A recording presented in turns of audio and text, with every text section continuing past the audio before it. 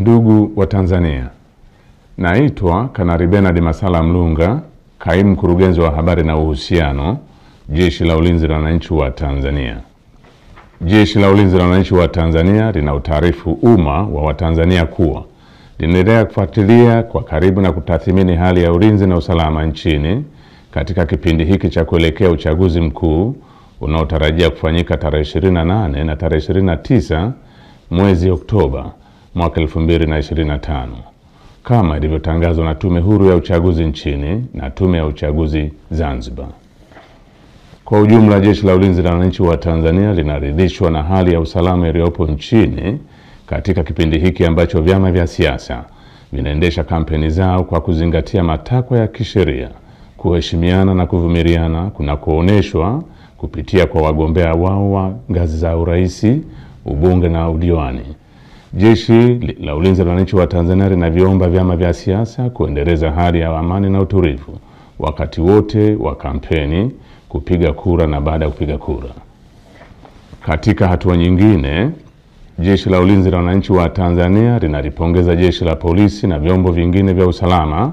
kwa jinsi vinavyoendelea kusimamia hali ya usalama katika kipindi hiki cha kuelekea uchaguzi mkuu.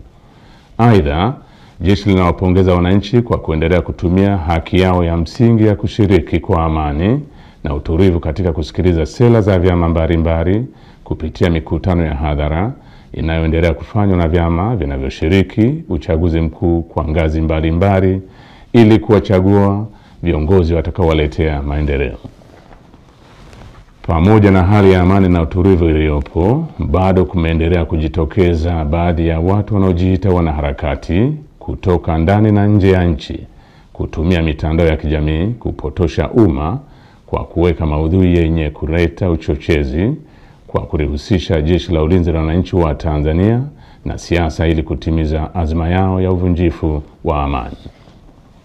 Jeshi la Ulinzi la Wananchi wa Tanzania linaomba umma wa Tanzania kupuuza machapisho au taarifa ambazo zimekuwa zikionekana kwenye mitandao ya kijamii. Wananchi wanakumbushwa kuwa taarifa zote zinazorihusu Jeshi la Ulinzi la Wananchi wa Tanzania zitatolewa na makao makuu ya jeshi kwa utaratibu rasmi na mawasiliano ya Jeshi la Ulinzi la Wananchi wa Tanzania na umma. Jeshi la Ulinzi la Wananchi wa Tanzania likiwa sehemu ya vyombo vya ulinzi na usalama vyenye dhamana ya ulinzi nchini,